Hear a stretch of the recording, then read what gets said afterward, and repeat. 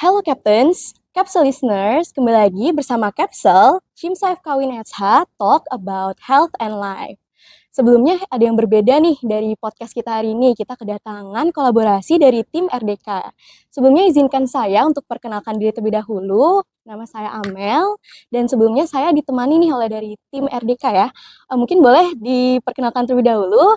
Halo Bala Muda, jadi kenalin, nama aku Ila yang akan nemenin Kak Amel nih pada podcast kali ini. Dan juga untuk podcast kali ini kita kedatangan dokter keren kita ya, Alhamdulillah hari ini.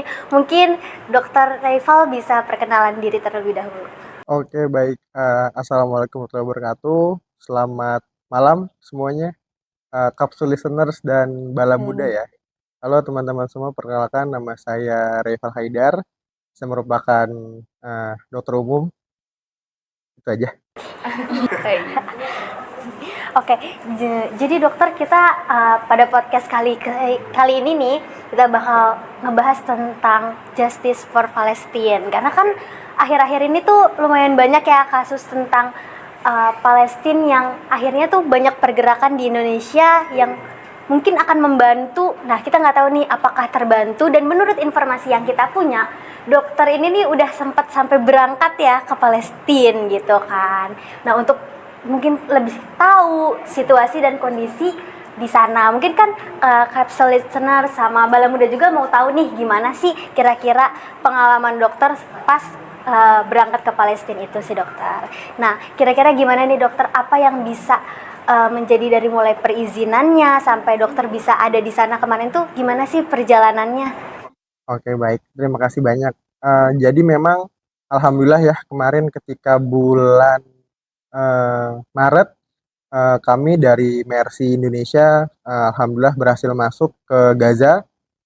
Kebetulan saya dengan tim kami berjumlah kurang lebih 11 orang, merupakan tim pertama dari Indonesia yang alhamdulillah bisa berhasil masuk ke Gaza Palestina. Untuk saya sendiri memang berangkat ke Gaza itu sudah menjadi impian sejak kecil ya, dan itu adalah salah satu yang melatar belakangi saya ingin menjadi dokter gitu loh. Jadi memang ketika saya menjadi dokter, saya daftar kedokteran, saya sudah selesai jadi dokter, niat awal saya yang ke Palestina itu tidak pudar, justru malah semakin kencang gitu loh. Apalagi di sana terjadi hal-hal yang semakin panas gitu ya. Dan memang kebetulan alhamdulillahnya keluarga saya mendukung. Dari ibu, kakak-kakak saya, semua keluarga saya itu mendukung. Jadi ketika sudah dari, kan perangnya kan awalnya bulan Oktober ya, yang perang sekarang ini. Jadi dari bulan Oktober itu pecah perang yang Novel Lakso yang sekarang, memang saya sudah mempersiapkan berangkat itu dari bulan Desember gitu loh. Dari bulan Desember saya sudah bikin paspor, visa segala macam. Ya memang sudah izin sama keluarga, sama ibu, sama keluarga, sama kakak gitu loh. Nanti Rival mau berangkat ke Palestina ya gitu loh. Mohon apa namanya dukungannya, mohon doanya, mohon restunya. Nah dari ibu saya alhamdulillahnya malah ngomongnya, "Mamah boleh ikut nggak mas?" Gitu. Jadi ya karena kebetulan ibu saya bukan tenaga kesehatan, jadi mohon maaf nih mah belum bisa ikut gitu loh. Jadi Mamah mohon restunya aja biar Reval bisa masuk ke Gaza.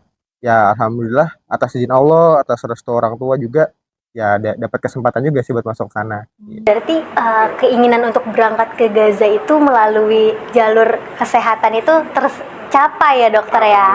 Iya, alhamdulillah. Nah, tapi setelah sampai di sana gitu kan ya, apa sih situasi dan kondisi yang akhirnya dokter lihat secara langsung gitu? Jadi memang kalau yang diberitakan itu kan Gaza itu sangat amat banyak korbannya gitu loh. Dan memang ketika saya sampai di sana memang lebih dari itu gitu loh. Maksudnya apa yang diberitakan sehancur apa itu, ketika saya ke sana ya memang itu yang terjadi gitu loh. Namun memang entah kenapa ya, maksudnya ketika kita pergi ke tempat asing itu kan biasanya kan ada perasaan kayak homesick gitu ya, kayak perasaan ini tuh tempat asing gitu loh. Namun ketika kami rombongan itu pergi ke Gaza, sampai menginjakkan kaki kami di Gaza itu, kami itu merasa tenang gitu loh. Kami yang padahal di sana kan tempat zona perang ya, yang ya kita nggak tahu kapan akan diserang gitu loh. Tapi ketika sampai di sana tuh entah kenapa tuh hati kami tuh dijaga, kita tuh nggak tidak merasa takut gitu loh. Jadi kita merasa tenang. Dan justru ketika begitu saya nyampe di Gaza itu tanggal 18 Maret malam-malam, dari kantor imigrasi Rafah kami pergi ke rumah sakit Indonesia Lapangan di Rafah. Saat itu hujan dan ya kami melewati gedung-gedung yang sudah dibom, yang sudah hancur. Lalu juga kami melewati camp-camp pengungsian yang jadi namanya camp pengungsian dari tenda. Kalau panas mereka kepanasan, kalau hujan mereka hujanan gitu loh. Dan ketika itu yang saya rasakan tuh di hati saya tuh udah ada rasa marahnya, ada rasa kecewanya, ada rasa gergetannya gitu loh. Dan apalagi ketika besoknya kita sudah mulai bertugas di rumah sakit gitu ya, memang menangani korban-korban yang memang terdampak langsung ataupun yang tidak terdampak langsung gitu loh, itu saya semakin uh, lebih lebih ke arah sedih sih ya melihat saudara-saudara kita di luar sana yang sama-sama manusia tuh diperlakukan seperti itu. Jadi memang ya di sana keadaannya luar biasa sulitnya ya seperti itu. Berarti memang perasaannya campur aduk ya dok, udah Iya. sampai di sana. Kebetulan nih kita juga ingin listeners dan kita mungkin juga ingin tahu mungkin ada sesuatu atau keadaan yang menurut dokter ini belum pernah dokter tangani sebelumnya. Apakah dokter pernah kedapatan mungkin peristiwa seperti itu atau keadaan seperti itu? Sebenarnya kalau belum apa ya, banyak hal baru lah yang kita temukan di Gaza Palestina ya. Mungkin kalau di sini menjadi dokter banyak kasus-kasusnya kasus-kasus non trauma gitu loh. Sekalipun ada trauma ya kebanyakan yang simpel gitu loh. Ya misalkan fraktur pun atau patah tulang pun ya satu bagian atau dua bagian gitu loh. Tapi kalau memang di sana ya itu apa ya, udah beyond extraordinary lah, udah di atasnya luar biasa gitu loh jenis kasusnya. Bahkan bukan cuma kasus ya, dari jumlah pasiennya pun luar biasa gitu loh. Misalkan saya jaga IGD di rumah sakit di Indonesia gitu ya, satu hari pasien yang berkunjung ke IGD itu 100 sampai 200 kita juga sudah kewalahan dokternya gitu loh. Di Gaza, di Palestina, ketika saya bertugas di sana, itu load pasien sehari 1000 sampai 1500 gitu loh. Itu dari jumlah kasusnya aja yang ditanganin itu udah apa ya, udah luar biasa. Saya nggak pernah tuh sampai harus menangani kasus pasien sehari sebanyak itu gitu loh.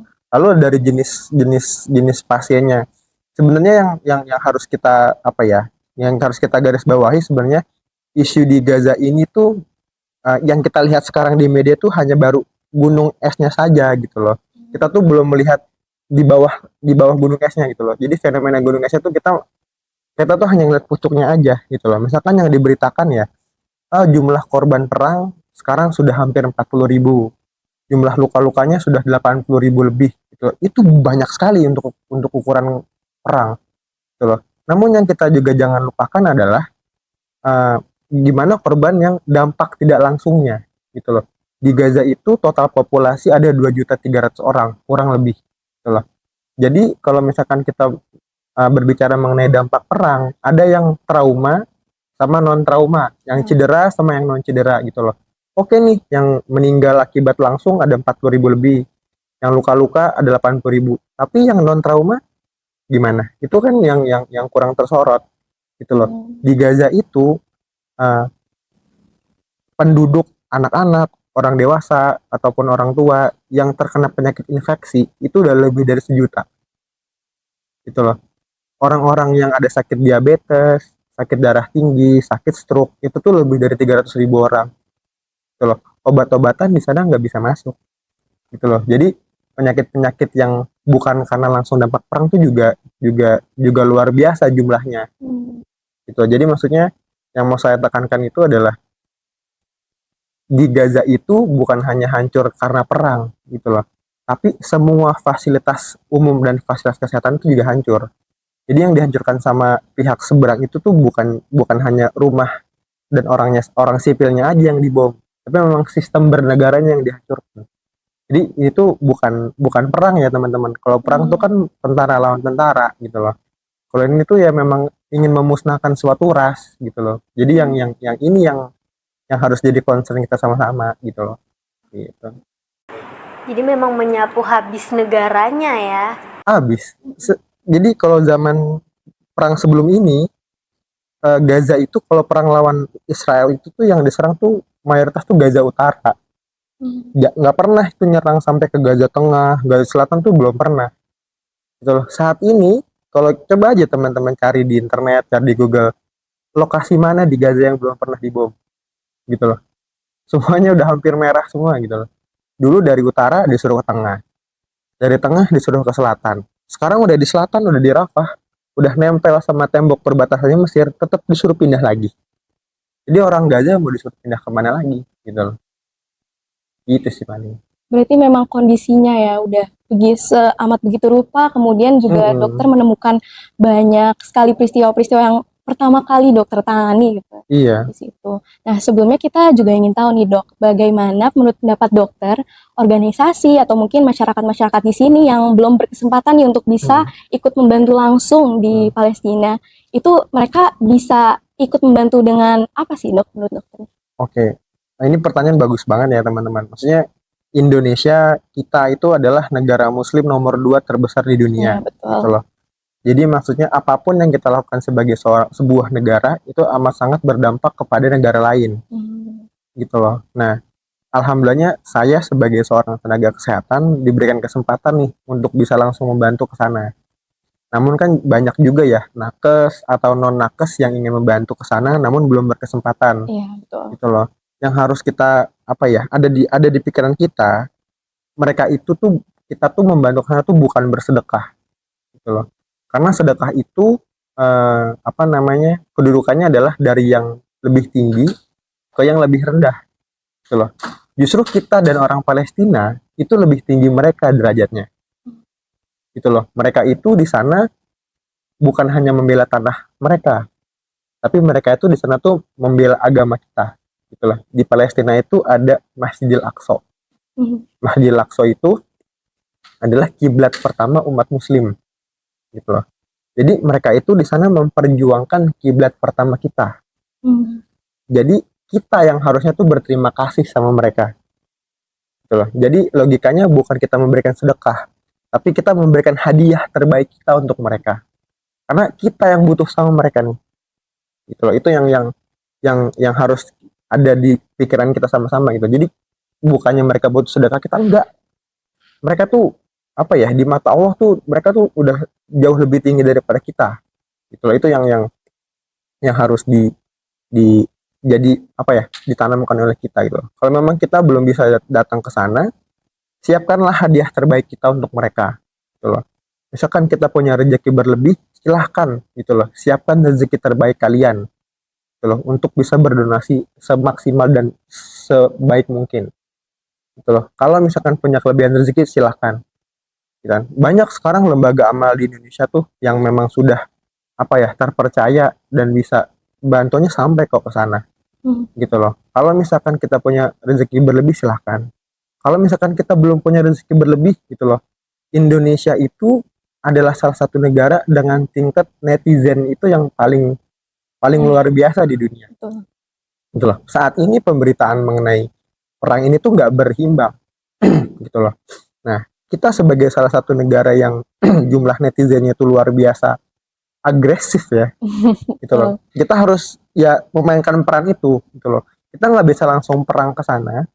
Silakan kita perang di dunia maya, gitu loh. Kita sebarkan, kita gaungkan semua berita yang benar mengenai perang itu, biar pemberitaan itu tuh balance, gitu loh. Lalu yang berikutnya, kalau kita nggak bisa ngasih donasi ke sana, ya kita jangan mendonasi ke pihak sebelah dong. Logikanya aja. Ya enggak? Ya kan, maksudnya masih banyak kok produk-produk lain yang serupa, yang sama-sama enak, sama-sama bagus, gitu loh. Bisa juga kita pakai, gitu loh. Jadi, kalau misalkan kita nggak bisa support Palestina, setidaknya jangan support pihak sebelahnya. Caranya macam-macam, gunakanlah produk lain, gitu loh. Apakah itu akan berdampak terhadap lapangan kerja? Misalkan produk X menjualnya ayam, ya kan? Kalau kita makan ayam ini, salah satu pendanaannya bisa sampai nih misalkan ke pihak seberang, ya kan? Ketika kita nggak makan ini, kita makan di tempat lain, oke, pekerja ayam ini mungkin bisa ter-PHK. Tapi kan produk ayam lain bisa lebih besar dong, ya nggak? Ketika produk ayam lain lebih besar, maka dia butuh employee lain kan, butuh pegawai lain kan.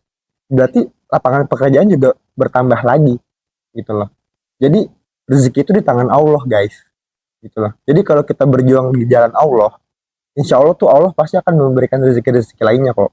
Jadi jangan jangan takut apa ya kehilangan rezeki kalau kita tuh berjuang di jalan Allah, itu intinya.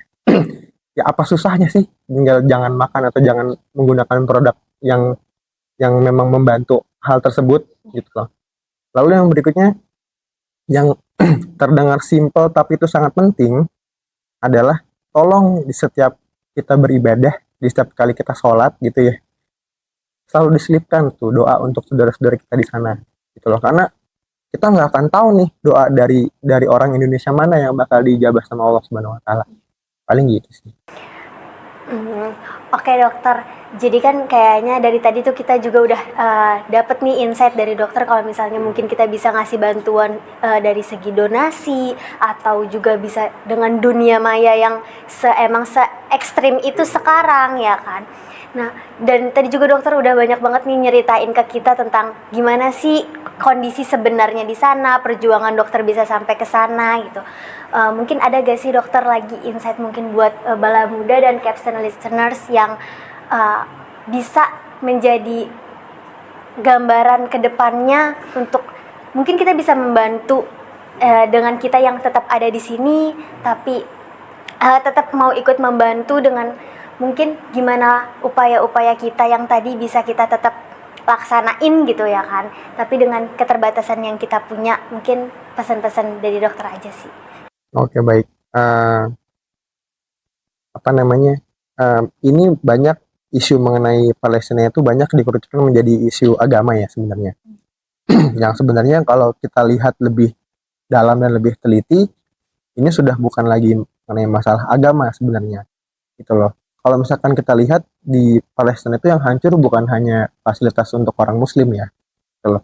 Di Palestina itu juga ada salah satu gereja tertua di dunia, gitu loh. Karena di Palestina itu tuh kan adalah tempat sucinya 3 agama.